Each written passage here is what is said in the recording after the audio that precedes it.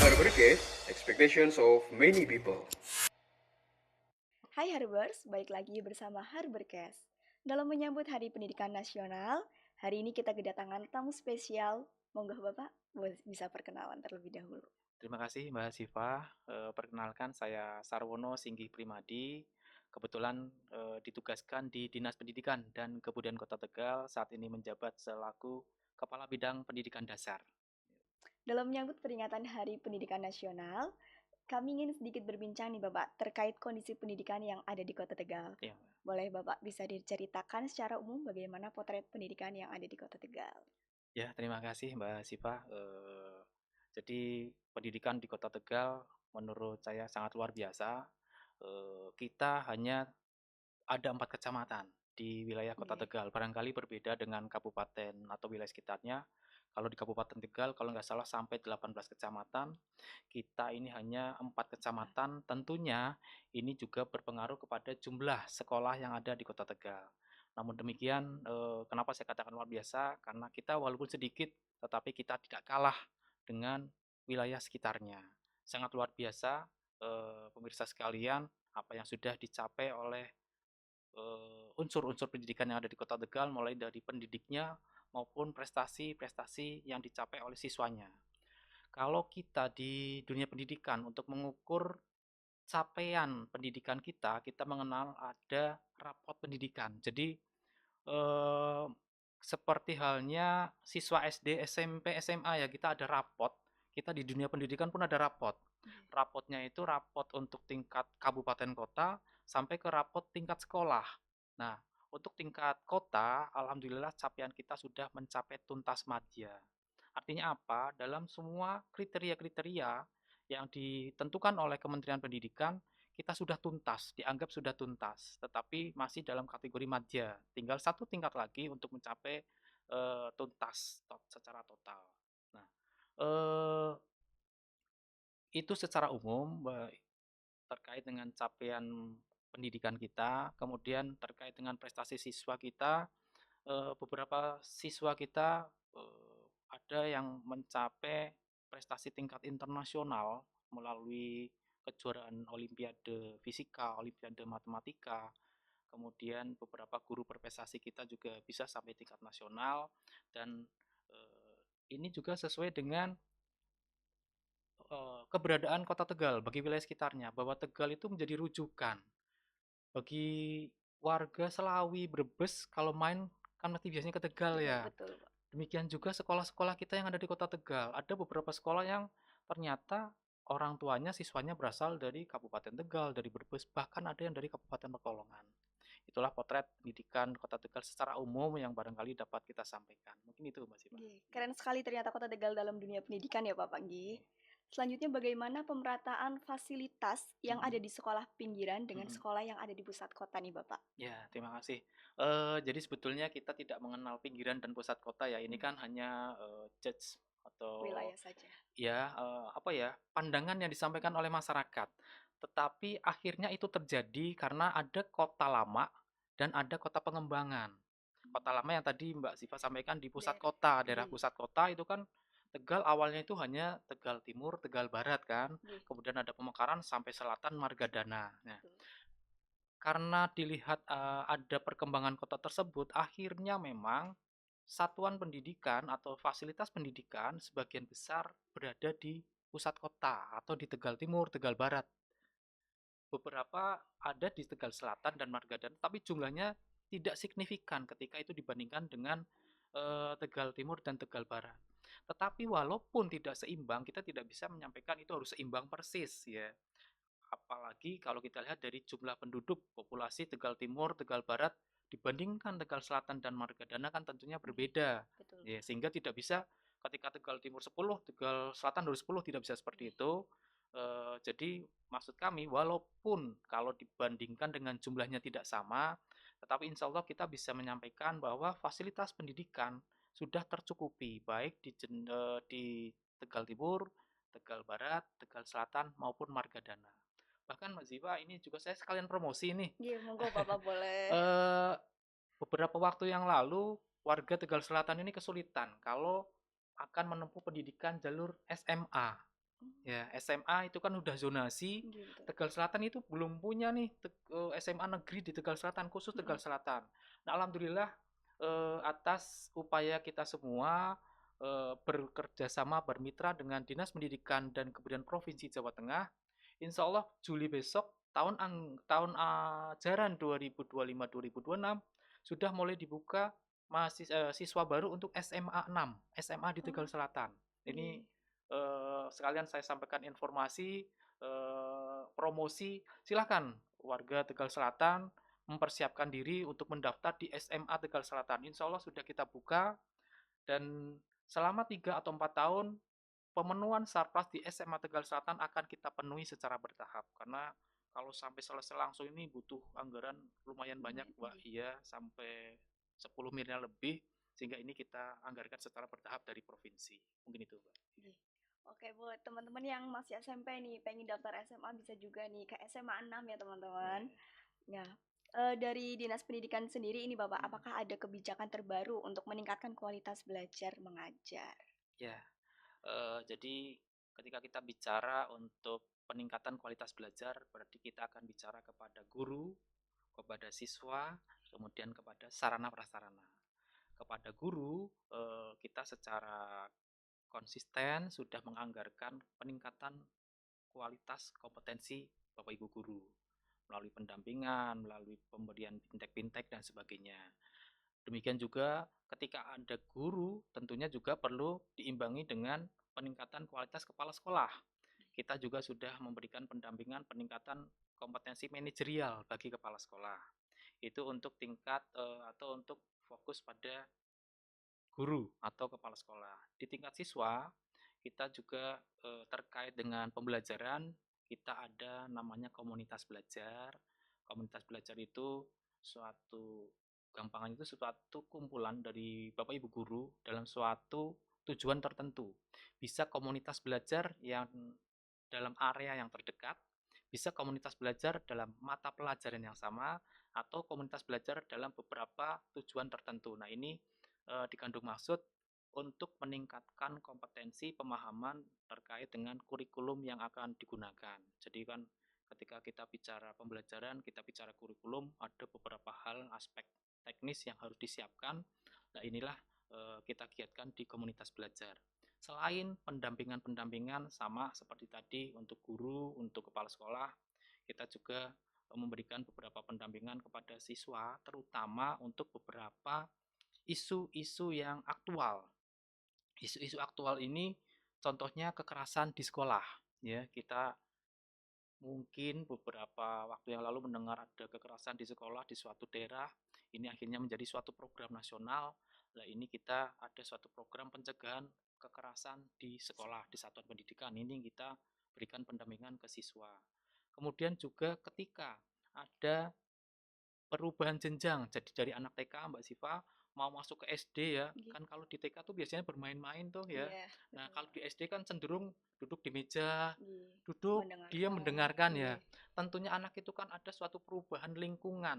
Perubahan lingkungan dari kondisi yang biasanya bermain, lari-lari, tiba-tiba harus duduk Harus diam. mendengarkan ya. Iya. Ya.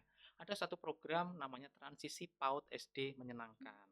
Ya, jadi harapannya ketika anak-anak TK itu pindah ke SD, mereka tetap dengan psikologis yang nyaman, tidak terpaksa, tidak takut. Jadi nanti dengan kondisi yang nyaman itu harapannya materi yang diberikan oleh Bapak Ibu guru dapat diterima dengan baik oleh siswa. Yaitu beberapa yang terkait dengan siswa.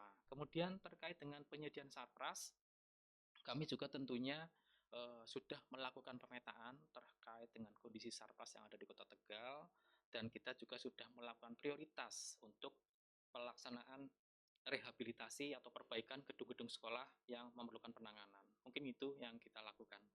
Keren sekali nih Bapak ya untuk kebijakan terbaru dari Dinas Pendidikan. Nah sekarang Pak, bagaimana strategi dinas? Pasti kan di anak sekolah pasti banyak isu-isu miring ya Pak, seperti putus sekolah, seperti itu. Bagaimana dinas itu menghadapi isu-isu klasik seperti angka putus sekolah ataupun minimnya akses pendidikan itu sendiri Pak? Ya, terima kasih Mbak Siva. Jadi terkait dengan anak putus sekolah, kita sudah melakukan beberapa upaya yang bisa dikategorikan sebagai inovasi. Ya. Inovasi yang pertama untuk mencegah anak putus sekolah sendiri. Hmm. Untuk mencegah anak putus sekolah, kita ada kegiatan asesmen psikolog. Jadi ketika di dalam ruang kelas Bapak Ibu guru melihat ada anak-anak yang kesulitan ini, atau mungkin anak itu nggak pernah berangkat karena trauma atau apa, ya, itu kita ada asesmen psikolog kepada anak-anak yang rentan putus sekolah. Harapannya itu tidak menjadi putus sekolah karena itu rentan putus sekolah. Nah, dengan anak-anak yang rentan putus sekolah ini kita ikutkan di psikolog akan dideteksi apakah anak ini lambat mengikuti pelajaran karena mungkin kondisi rumahnya, maksudnya kehidupan keluarganya, atau karena mungkin ternyata ini lambat belajar, slow learner, atau sebetulnya ini anak ini harusnya SLB, tetapi disekolahkan di sekolah Sekolah biasa. biasa. Jadi kan nggak bisa ngikuti Mbak Siva ya, ketika anak ini lambat belajar, nyun sewu IQ-nya mungkin kurang dari yang rata-rata, dipaksakan karena akhirnya mereka tidak ngikuti. Ketika tidak ngikuti, akhirnya nanti ada pembulian, kan seperti Iya, itu ya, betul, Pak. rentetannya kan seperti itu lah. Makanya kita mencegah anak rentan putus sekolah itu ada namanya itu tadi asesmen psikolog. Kemudian nyambung dari rentetan asesmen psikolog ini, kita sekarang juga sudah mempunyai 4 SD yang kita tetapkan sebagai sekolah inklusi dan 2 SMP sebagai sekolah penyelenggara pendidikan inklusi. Jadi sebetulnya setiap sekolah itu harus menerima anak berkebutuhan khusus melalui jalur afirmasi. Tetapi tidak semua sekolah itu punya kemampuan. Iya, Bapak betul, Ibu Pak. gurunya belum tentu tahu ABK itu apa sih, berkebutuhan khusus seperti apa sih. Itu baru tahu. Belum ketika tahu penanganannya seperti apa sih. Biar mereka itu nyaman, mereka itu tetap bisa bergaul. Itu tidak semua sekolah memiliki kemampuan seperti itu. Sehingga kita tetapkan ada 4 SD dan 2 SMP sebagai sekolah penyelenggara pendidikan inklusi. Artinya apa? Bahwa 4 sekolah penyelenggara inklusi itu, 4 dan 2 itu nantinya akan kita dampingi secara total untuk bisa memberikan layanan pendidikan inklusi secara maksimal. Kemudian Mbak Ziva, kita juga memiliki SKB, Sanggar Kegiatan Belajar. Sanggar Kegiatan Belajar itu seperti halnya PKBM, Pusat Kegiatan Belajar Masyarakat, yang outputnya yang kalau di masyarakat ini terkenalnya kejar paket. Kejar paket Iya, A, betul, kejar Pak. paket B, kejar paket C. Kita juga punya SKB namanya. Jadi kita kalau yang tadi yang PKBM itu biasanya diselenggarakan oleh masyarakat, tetapi kalau SKB ini kita yang menyelenggarakan, kita yang mengelola. Harapannya ini juga akan memeringan beban dari orang tua karena ini dikelola oleh pemerintah. Nah, di SKP ini juga sudah melayani pendidikan inklusi. Jadi tidak hanya anak-anak yang seperti normal seperti ini, tetapi juga ketika ada anak inklusi, ada layanan khusus yang diberikan di SKP kita. Yaitu beberapa upaya-upaya kita untuk mencegah terjadinya anak putus sekolah. Jadi ketika ini kita kategorikan rentan, langsung kita masukkan ke program-program yang sudah kita upayakan itu tadi, Mbak Siva. Ternyata banyak juga nih, Pak, Lumayan, Mbak. strateginya. Iya, Mbak. Nah, selanjutnya bagaimana sejauh mana integrasi teknologi dalam proses belajar di sekolah-sekolah Kota Tegal, Ya, Bapak? suatu pembahasan yang sangat menarik, Mbak. Iya. Sebetulnya kalau membahas ini tuh mungkin butuh 1 hari khusus materi ini. Panjang ya, Pak? Ya, karena apa? Kita masih ingat 2019 COVID ya, Mbak Iya, Siva ya. betul, Pak. Ketika COVID, Harber pun mungkin PJJ ya, pembelajaran jarak jauh. jauh, pakainya Iya. Zoom kan. Zoom. Nah, anak-anak yang terbiasa dengan teknologi seperti itu bukan hanya mahasiswa, tetapi SD, SMP Anak-anak kan sekolah kami, nih, ya Pak. anak sekolah dari SD, SMP kan sudah terbiasa Zoom, sudah terbiasa dengan gadget seperti ini, mereka di rumah Menatap layar ya, menatap Pak. layar, mendapat pelajaran dari Bapak Ibu guru, bahkan mungkin biar karena ada tambahan, silakan ini ada link YouTube, dilihat materinya di sini. Iya. Nah, Mbak Siva bayangkan ketika PJJ itu anak-anak sudah membuka kayak gini, kemudian ketika setelah PJJ, setelah COVID berlalu, kembali lagi ke papan tulis. Iya. Apa menjadi menarik itu? Anak-anak tentunya bosen, Bosan, dulu udah iya. pakai kayak gini, kok sekarang Bapak Ibu memberi materi di depan ruang kelas, tulis, ini ditulis nah, kan. Harus Nah, perlu adaptasi lagi nih, Pak. itulah kenapa akhirnya kita juga mengintegrasikan antara peran teknologi tadi di dalam pembelajaran. Ya, jadi COVID ini benar-benar luar biasa mengubah wajah dunia, mengubah budaya kita dari yang awalnya gaptek dipaksa untuk mengikuti perkembangan teknologi. Sehingga di ruang-ruang kelas kita tentunya ini tetap kita kembangkan, kita manfaatkan kemajuan teknologi ini dalam proses pembelajaran. Satu hal yang terupdate, yang terbaru, yang sedang kita kembangkan adalah smart classroom untuk sekolah-sekolah kita. Jadi smart classroom itu adalah bentuknya interaktif flat panel, ya, jadi seperti papan tulis tetapi sudah secara interaktif. Mungkin kalau yang di papan TV layar besar itu 86 hanya satu arah, hanya bisa melihat YouTube, hanya bisa melihat Zoom. Nah, tetapi ketika interaktif flat panel, Bapak Ibu guru itu bisa menulis di interaktif flat panel. Langsung di situnya, Langsung Pak? situ ya, ditulis misalnya ini lingkaran biasa, tetapi nanti secara otomatis mereka itu aplikasinya akan menyesuaikan bentuk lingkaran yang sesungguhnya. Segitiga, Bapak Ibu guru hanya menggambar yang penting bentuk segitiga, secara otomatis dia akan menyesuaikan itu segitiga. Kemudian kalau ada aplikasi tambahan bisa dibedah lebih dalam lagi. Contohnya ketika pelajaran biologi organ tubuh manusia apa saja, ada jantung, ada paru-paru, ada pencernaan. Coba kita buka jantung, langsung dibuka jantung bentuknya seperti apa. Kalau dulu Mbak Siva dari biologi mungkin masih ingat, jantung itu ada serambi, ada bilik, Betul, ya, betul. ada berapa serambi, ada berapa bilik. Nah itu bisa langsung dibuka, ini loh, ini yang namanya Langsung serambi, keluar gitu ya, ini Pak? yang bilik, Oke. ini bilik kanan, ini bilik kiri, ini serambi, ini jalannya darah, ini kesini. Nah, harapannya dengan penggunaan teknologi, dengan integrasi teknologi dalam pembelajaran ini, anak-anak tidak bosan. Kalau generasi sekarang kalau tidak mengintegrasikan teknologi cenderung bosan, Bosan, seperti ini. Mungkin itu Mbak integrasi keren kita. sekali nih, Pak, Iya, dari lumayan Dinas lagi. Pendidikan dan Iya. Kebudayaan. Terus adakah program inovatif khusus yang dapat dijalankan untuk mendukung digitalisasi pendidikan? Ya, kalau yang program khusus tadi yang itu yang tadi saya sebutkan yang Smart Classroom itu, Mbak. Ya, Smart Classroom itu program itu kita tujukan kepada seluruh SMP negeri yang ada di Kota Tegal. Khusus SMP. Khusus ya, Pak? SMP. Kenapa itu juga hanya SMP? Karena interaktif flat panel itu kan suatu media teknologi yang canggih. Betul. Ya. Kita takut kalau ditaruh di SD nanti untuk mainan, untuk dipejet-pejet layarnya kan Iya, nanti betul, menjadi Pak. rusak, ya. Sehingga yang terbaru program kita terkait dengan integrasi teknologi ini adalah Smart Classroom untuk SMP. SMP pun kita alokasikan untuk anak kelas 8.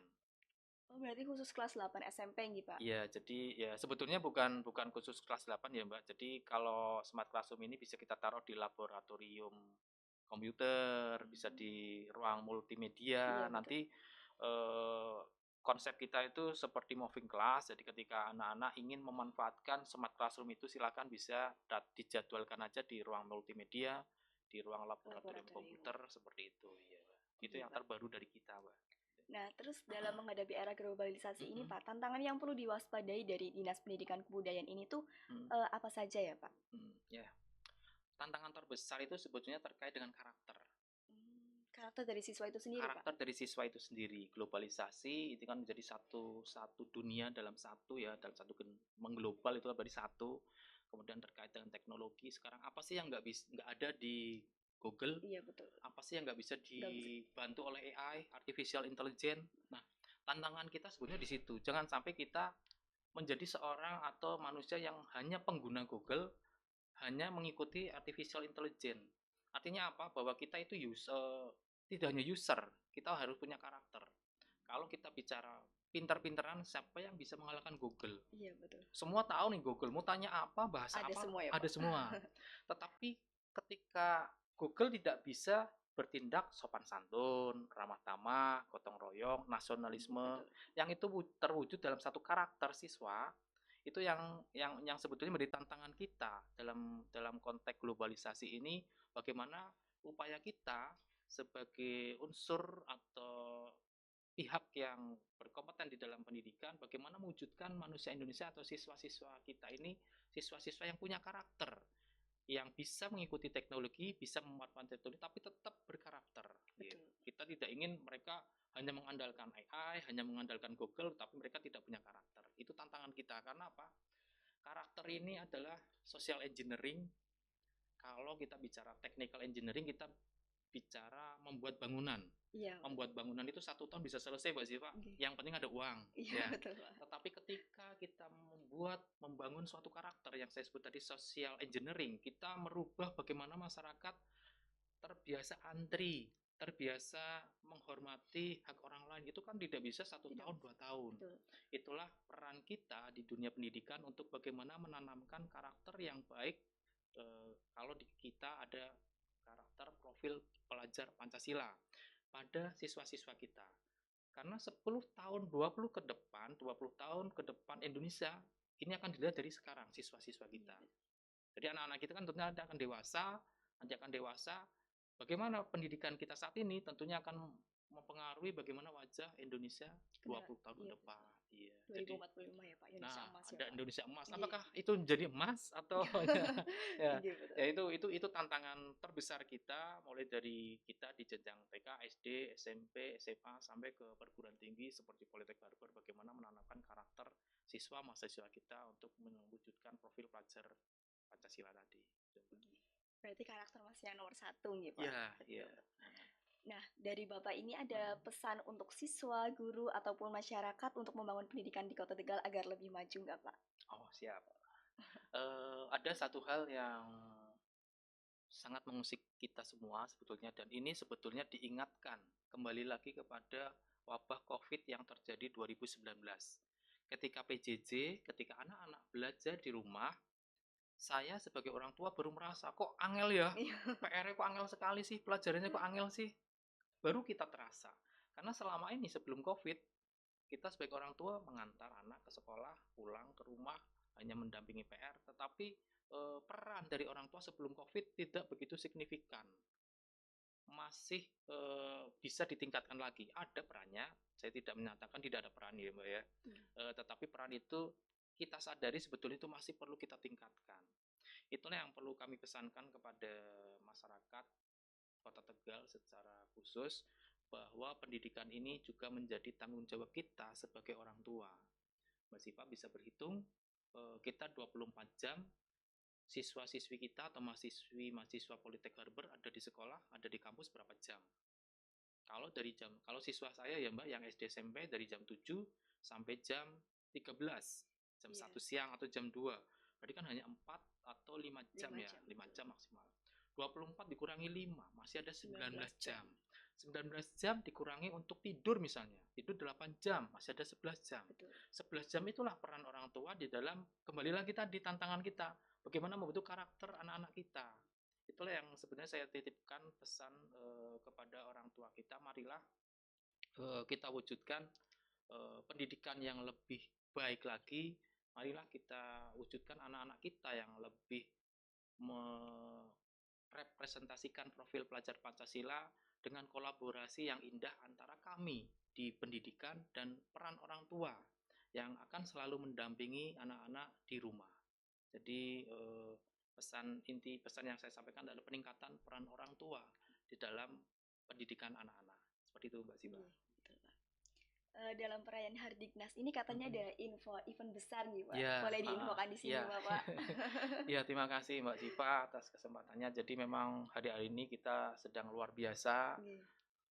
Semua sedang mempersiapkan diri Mbak Siva, tidak hanya kami di Dinas Pendidikan, tetapi juga di sekolah-sekolah ini sedang bersiap untuk menyambut Hari Pendidikan Nasional 2 Mei. Nah, dalam rangkaian peringatan Hari Pendidikan Nasional ini, Kota Tegal akan mengadakan Tegal Education Fair tahun 2025. Ini yang kedua Mbak Siva. Keren gitu Bapak. Insya Allah keren, karena bisa dikatakan alhamdulillah tahun 2024 kemarin kan kita juga sudah mengadakan Tegal Education Fair. Alhamdulillah bisa dikatakan sukses penyelenggaraannya, mulai dari kesuksesan kelancaran pelaksanaan maupun pada pengunjungnya. Jadi pengunjungnya sangat luar biasa sekali, di luar ekspektasi kita. Sangat padat, ramai ya, dan ini juga suatu yang baru kan di Kota Tegal, ada Tegal Education Fair lah. Sekarang di tahun 2025 tentunya kita ingin mengulang kesuksesan, sekaligus juga menambah bobot dari penyelenggaraan Tegal Education Fair. Sesuatu yang berbeda di tahun 2025 Mbak Siva, kita itu nanti ada Tegal Edu Expo seperti tahun kemarin itu di Mm. Jalan Pancasila sudah berdiri stand-standnya. Oh, nggih, Pak. Iya, monggo kalau Poltek Harbor sudah ini silakan nanti mengisi, mempersiapkan Siap, Bapak. biar semenarik mungkin untuk menarik pengunjung. Itu Tegal Edu Expo. Kemudian nanti hari Jumat jam 3 sore kita ada Tegal Edu Karnival. Tegal Edu Karnival dari Balai Kota, kemudian keluar alun-alun menuju Jalan Pancasila. Itu nanti diisi oleh anak-anak siswa SMP sepasang, masing-masing SMP yang kita minta itu menggunakan bahan bekas tetapi menarik. Jadi tema kita adalah recycle and science. Recycle, nggih. Ya, jadi bahan bekas itu Nyonzo jangan dibayangkan plastik bekas, bungkus bekas saja ya, tetapi Iya. juga misalnya ada potongan kain, ada apa bungkus apa yang itu Bisa dirangkai, dikreasikan gitu, Pak. dikreasikan menjadi suatu kostum yang menarik. Itu ternyata luar biasa, Keren itu sangat sekali ya, Pak. menarik ya. Itu nanti akan kita tuangkan, kita wujudkan dalam Tegal Edu Karnival hari Jumat jam 3 sore. Silakan nanti kita sama-sama melihat seperti apakah kreativitas dari siswa-siswi SMP kita untuk mewujudkan suatu kostum yang menarik dari barang-barang bekas. Nah, hari Minggu kita juga akan mengadakan Tegal Eduran. Jadi ini masyarakat ini kan sedang senang lari nih, ya. Kemudian juga sejalan dengan program dari Kementerian Pendidikan Dasar Menengah, ada 7 kebiasaan anak Indonesia hebat. Salah satu 7 kebiasaan yang sedang kita dorong adalah olahraga. Ini kita gabungkan antara popularitas yang ada di masyarakat dengan program kita dari Kemendikbudrismen, kita wujudkan di dalam Tegal Eduran 5K, 5 km. Ya. Alhamdulillah kalau untuk masyarakat umum ini sudah kita tutup pendaftarannya karena sudah sesuai. Terbatas ya, Pak? Iya, karena kami juga tetap ada kuota, tidak mungkin kami menerima semua karena tentunya kita menginginkan kenyamanan bagi para peserta, sehingga untuk masyarakat umum sementara ini sudah kita tutup. Insya Allah monggo kalau yang sudah daftar silahkan nanti bergabung kita di hari Minggu tanggal 4 Mei jam 6 pagi start dari alun-alun. Jadi start dari alun-alun, kita keliling kota Tegal, melewati jalan-jalan utama kota Tegal, kembali ke alun-alun dalam jarak 5 km. Akan banyak door prize di situ juga.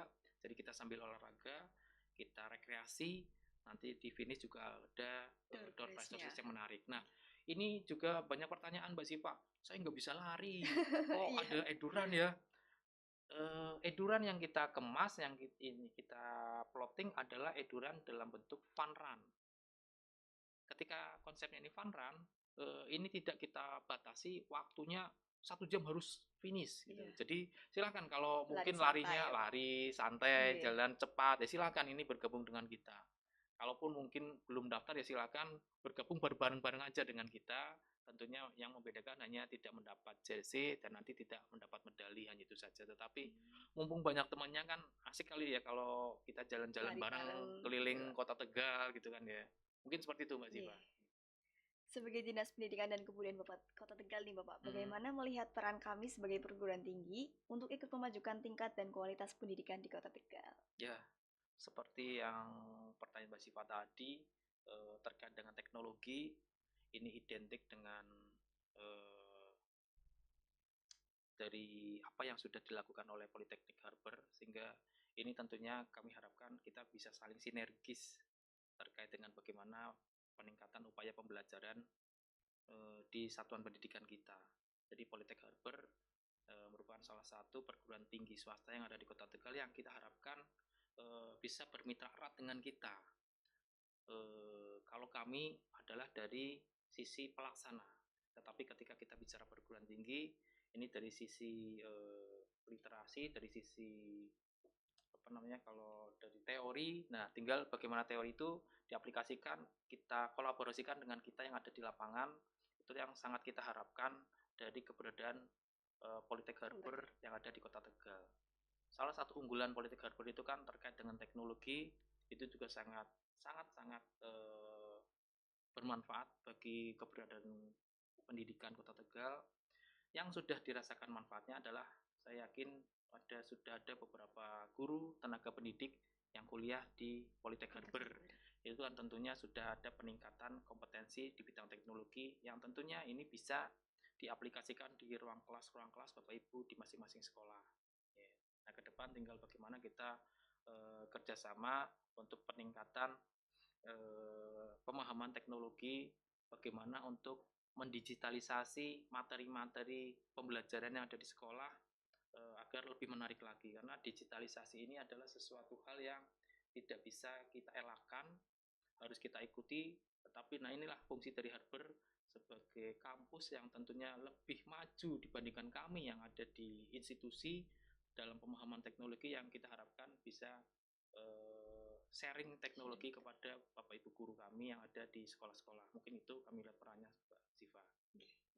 Terima kasih nih Bapak atas waktunya sudah datang ke Poltek Harber Tegal. Baik teman-teman, kita tadi udah dengerin nih dari Bapak Singgi Primadi selaku Kepala Bidang Pendidikan Dasar dari Dinas Pendidikan dan Kebudayaan Kota Tegal. Bye Harbers, terima kasih.